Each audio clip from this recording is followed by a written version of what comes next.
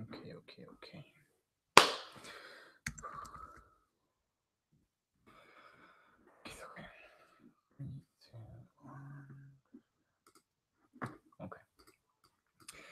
Hi guys, and welcome back to On the Fence. So Liverpool have just drew 3-3. I wish 0-0 with Manchester City at Anfield in probably the most intense and the most stressful 0-0 I've ever seen in my life at Anfield.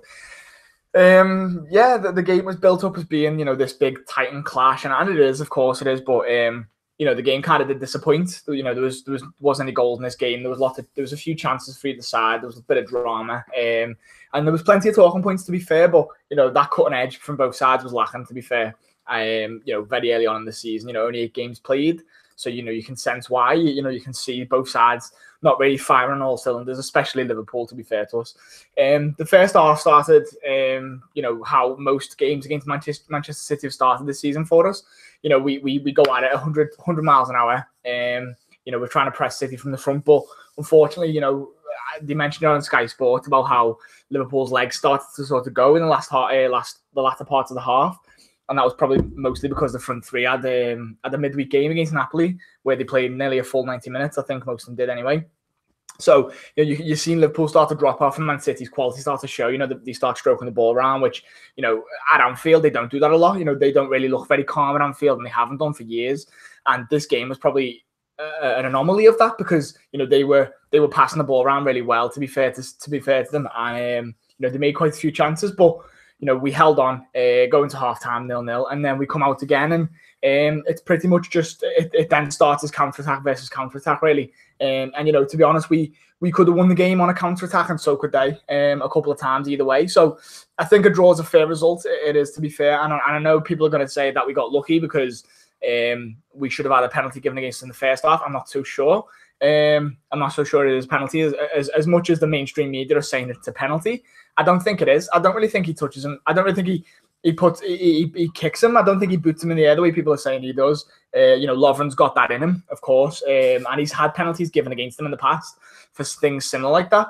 But I've always been, staunchly of the opinion that I don't think they were penalties. Calvert-Lewin against Everton in December last year, and then the Lamella one against Tottenham last season as well. So, they're two examples of where I feel like harshly, penalty. Well, the second one was on Van Dijk, really. But, they're two situations where I think a penalty's harshly been given.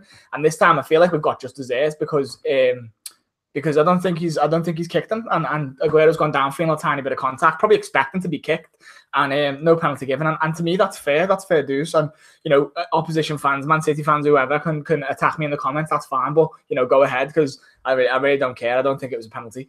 But then the second one was in the second half, 5 minutes to go. Van Dijk, he tries to track Sané's run because Sané gets played through into the box, and at that point you're thinking, shit, Sané's going to shoot and probably score, and Van Dijk makes a good recovery run.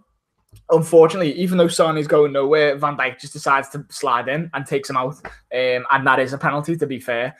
And then Mahrez steps up. Aguero's off the pitch, he's been subbed off, and Mahrez steps up to take the penalty, and he blazes it over the bar. So you couldn't write a script like this, could you? So that one, like I said, was a penalty. For people that are just joining me now, the first one I don't think was a penalty. The one for Lovren on Aguero, people will say it was, and the mainstream media are already saying it was.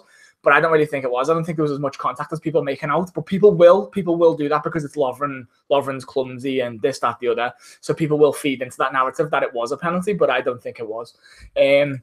So yeah, thank you for joining us anyway. So we'll talk through the rest of the game. We did have a couple of chances, but Liverpool's story of the season so far is that our front three aren't really firing on all cylinders like they were at the latter end of last season. Although if you think about it, at this stage of the season, we were pretty similar. The front three weren't firing on all cylinders. It was around middle of October, start of November time when we really started kicking into gear. So you might see that after this international break, which I'm sick of an international break. I'm sick of it, absolutely sick of it. So you might see Liverpool's front three then start to click into gear, and hopefully so, because look, after 8 games to still be unbeaten, we're in the top 3 with Chelsea and Manchester City on 20 points, 20 points apiece. That's a good start.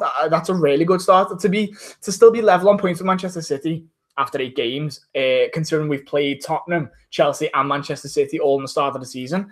I think that's a fantastic start to the season, and our season can only get better from there. Really, take out the defeat against Chelsea in the Carabao Cup.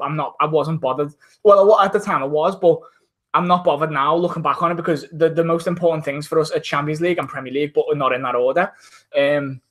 So the Carabao Cup, we can lose in the Carabao Cup. That's fine, unless we were going to play a second string side, which we did.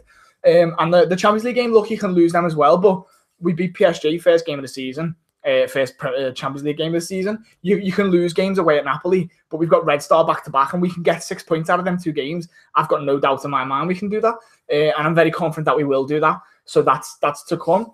So I think we've put ourselves in a very, very strong position, despite we didn't win today.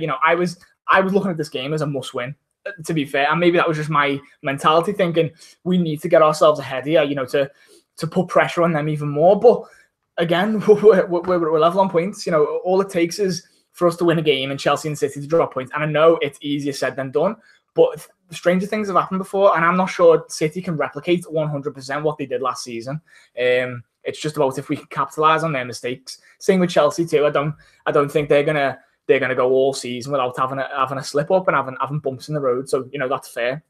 The only disappointing thing is, of course, Arsenal, Tottenham, Chelsea, and Man United all won today, or over the weekend. So that makes it a bit tougher. But Man United aren't really a problem right now, so that's fair. And yeah, that's pretty much my thoughts for that. And so we drew 0-0 in this game. It was nervy. My heart was in my mouth for most of it. I feel like I've lost all control of me limbs and me body and this, that, the other, because I was just hoping for us to just get out of this game and not lose for a start. And I did want us to win, of course I did, but at the end, to get a point, it's a good result. I think it's a good result. As much as we were at home and we should be taking the initiative, I think a point's a good result against Manchester City, because they were better. They were better at Anfield than they have been for the past. They've been better at Anfield in this game than they have been at all at Anfield against Liverpool. During Klopp's reign, Jordan Guardiola's reign, that's the best they've played at Anfield, and we've come out with a draw. So fair's fair. We won't have to play them until next year after December. So that's fine. We just need to start building our points up now and play the teams that we need to play, beat the teams that we need to beat. We've come out to this really tough run, only losing 2 games, and them 2 games haven't really affected us. One of them was Carabao Cup, yeah, fair enough. The other one was the Champions League, again, fair enough. It was away at Napoli, and we did really hold on until the 90th minute until he scored. But so we've come out to this run really looking strong. We're still there and thereabouts in the league. We're still there and thereabouts in the Champions League. I don't care about Carabao Cup now. All fine. Let's just stride on. Next game, let's find out who we're against. Because I haven't done my research. Away at Huddersfield, so that's a good chance for us to pick up some points. Huddersfield again, they haven't really started that well. It could be a potential banana slip. Banana peel. We're away. We're on telly. What is it? What date are we on? I'm so sorry. So in 13 days, so 2 weeks time, 2 weeks from yesterday, we'll be back in action against Huddersfield. So that's a chance for us to get some points. Then we're playing Cardiff. Then we've got Arsenal as well. So let's just start getting on a roll of start winning games. Hopefully the front three can come back firing from the international break. Hopefully Mo Salah can find the shooting boots, and hopefully we can just use this as a good base for going forward. We didn't win, but we didn't lose, and at the end of the day, we're still joint top of the league. So there's nothing to be scared about, nothing to be worried about, nothing to be angry about or upset about.